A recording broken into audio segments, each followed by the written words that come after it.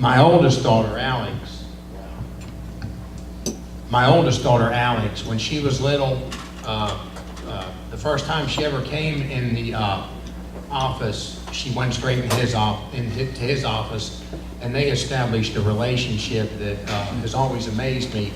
I think she was about 3 years old, and General Bruce was in here. Where are you? He was the Deputy Secretary of Crime Control and Public Safety for North Carolina, and he and Luther were meeting. And Alex came up, shot straight in the office, and Luther just stopped the meeting because he and my oldest daughter are really close. But she did not eat candy. He kept streaking me, fat back, in his office. And she would sit in his lap and eat fat back.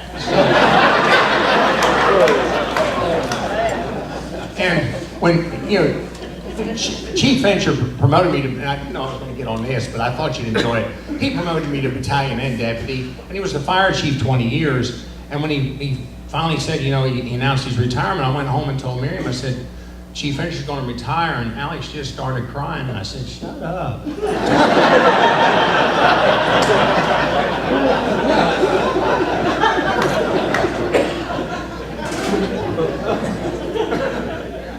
Okay, we have some slides up here, and they said, talk about anything you want today, we need about 45 minutes. And so, we're on the anniversary of Hugo, and a couple of people said, talk about the changes since Hugo.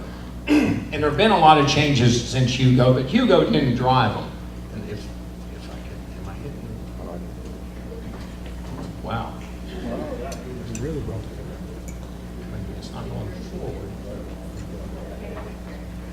Oh, I see. There we go. Hugo, 69 mile an hour winds, gusted up to 99 miles an hour, 80,000 trees, 2 weeks without electricity. I know at my house it was a little longer than that. About $1 billion in damage. And we really, after that, decided we needed to know how to deal with water. And about that time too, although they say they didn't do it, the Independence Freeway widening, all of a sudden we had flooding to deal with we never had to deal with before. So we had to get really good with water in Charlotte, which the deputy chief that really got us in the forefront of swift water training in our dive team. I told him one day, I said, the only way you can drown in Charlotte is refuse to stand up. But, we do have water issues, and I would have never dreamed it. We have some great assets in that. Let me go back. But something that really drove change, there we go. The first World Trade Center attack was in February of '93, Oklahoma City bombing in April of '95, and then of course September 11th in 2001. And you see a lot that public safety has done in urban rescue, and a lot of it's attributed to September 11th. But Oklahoma City was the real eye-opener. That's when the whole fire service, I'm sure EMS and police, realized the only live people that are going to be rescued are going to be rescued by the local assets. The 24 or 48 hour assets that can come in from somewhere else is strictly body removal. So we really need to know how to do it, how to deal with building collapse, that type of thing. So we started working. This is a picture of the old alert team, and Major Pearsall, Joe and I are up here, and Sheriff Bailey. That was police, fire, EMS, and the Sheriff's Department. We put a joint team together to learn how to work together on these big issues, because that was extremely important. The DNC is another example of all the agencies working together. Interagency cooperation. I just think so much of our current police chief. We have a great relationship, and we've insisted that our organizations work together. And you see the shooter incidents in schools, malls, public gathering places where someone goes in and commits these terrible crimes. And I give a lot of credit to the police department. They changed it from their special operations to their patrol, which causes earlier intervention. And then we've trained with them to be right behind them, because we want less dead people and more live people. and we spent a lot of time training together. I'm not going to go into the details on that because it just helps crazy people. But one thing I want y'all to walk away from today, from here today, is I want you to know from the bottom of my heart that we work together and we train on this and we take it very seriously. And we regard them all as our kids. So there's a lot of work done in that. There's a lot of tragedy we want to avoid coming here. And just know we take it serious.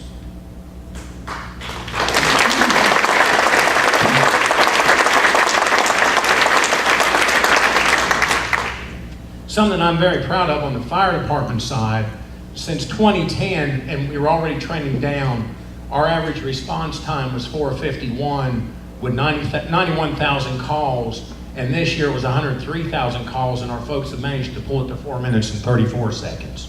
So, and this really shows up here. Joe Penner, I give him a lot of credit for this, and early medical director Tom Blackwell, and now Dr. Swanson's our current medical director. About 6 years ago, Joe, and they control this. EMS is a county responsibility, and we function for them. But I feel like the fire department's a huge part of it because we're the front end.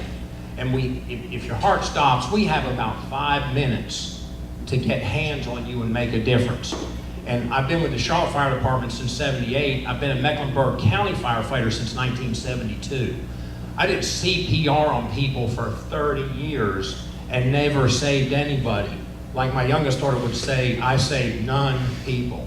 And about 6 years ago, when we changed to this focus CPR, people that are savable, that are in rhythms like VTAC and V-systole, Joe, about half, a little more than half, and they have a measurement just getting to the hospital with a heartbeat. I don't really like that measure, it's inflated. The measure I like is the ones that walk out of the hospital on their own feet and still know their own name. We've got over 50% of those now. We have about 6 people a month that 7 years ago would have been stone cold dead that are now with their families and fully functional. And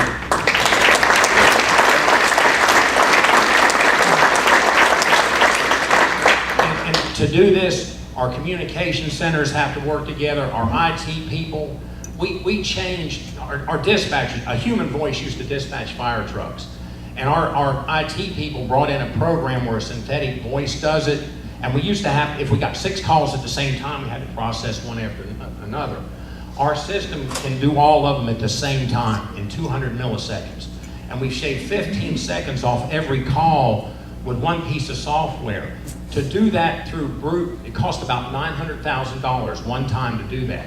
To do that through brute force, we'd have had to put 6 more fire companies in the street. That'd have been about $7 million or more till the earth turns to a cinder to accomplish the same thing through brute force. I'm off my slides here a little bit. But we are committed to the community, and David, it was great hearing about the building preservation. You know, Stations 5 on, it used to be Tuckasegee Road, it's Wesley Heights Way now. Station 6 Laurel Avenue. Station 7 in North Charlotte, NODA now. And Station 8 at Commonwealth and the Plaza are all historic properties. And even inside, we're trying to get them, we pulled the drop ceilings out, and the old plaster ceilings were still up there. We're fixing those. We pulled off the carpet, the sheet vinyl, the linoleum, and I forget what the other one was. And in 7, the original oak floor was there, and in 5, the original heart pine floor was still there. So, you know, if you get a chance and you're out, knock on the door and go and see the stations are gorgeous. In closing, that's the hand pumper. One TV station got on me a little bit about this, but I wanted to tell you the story about this because firefighting is deeply tied to the community and the geography. This is an 1866 Jeffries hand pumper. 1866, think about that. What ended the year before? Civil War.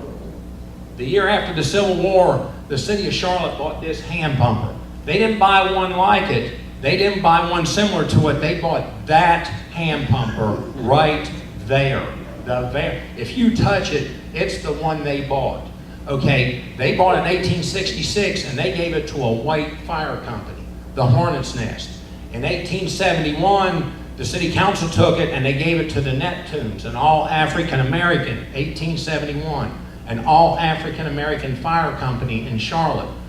Later on, Colonel James Samuel Lafayette Taylor was one of the foremen of that company, which is what they called the chief. He was a colonel, African American colonel in the Spanish-American War. He raised Jim Richardson, if you remember him. He was in charge of not one like it, that one. So, City Council forced the sale of it in 1902 because it had become an icon of the African American community, and they really wanted to break that up. So it went to New England and actually competed in competitions, ended up in a museum. We tracked it down, we have all the provenance, and we brought it back to Charlotte a few years ago. It's always been a challenge to bring African Americans into the fire service. White guys decide they want to be firefighters on about their 3rd birthday. You know, and they work toward it their whole lives. And African American guys and gals, they don't always see their place in it. And we've worked hard to reach out, and that's part of this, because families that have been in Charlotte 100 years, white and black, their ancestors had their hand on not one like that, but that one. So we bought it back. We paid $50,000 for it. The city manager authorized it, and I sent it to city council. It wasn't done in secret, but it's a huge treasure. It's a huge treasure of this city. And one other nice thing about it, it works. It's fully functional. It works like the day it was built. I think I'm out of time. I've enjoyed this. I hope you have. It looks like I still have everybody's attention. There's only 2 sleeping. But, any questions for me? Yes, sir. Where is it? Where is it located? Can you see it? It's in the old shop on 28th Street right now. As a matter of fact, Station 4 that was up here that they're trying to buy, that was the fire museum, and the owner we had a $1 a year lease, and they decided it was time to sell it, and they sold it. So we don't have a place right now. We're trying to figure out either an old fire station or maybe team with a museum. We have a 1902 horse-drawn coal-fired steamer. Charlotte bought in 1902. It has never left our possession. It still works. It's still we still pump it. A 28 LaFrance. We have a great lineage in our old shop. They're still here, and we need to find a better. If you go to Thanksgiving Day parade, they're all usually in the parade, but we'll find a way to get them back on public view. Yes, yes, sir. I know we don't have time today, but could you come back and tell us about all of the technology that's come here in the last 5 years with the DNC and with the expenditures from the Department of Homeland Defense? Obviously, a lot of upgraded equipment,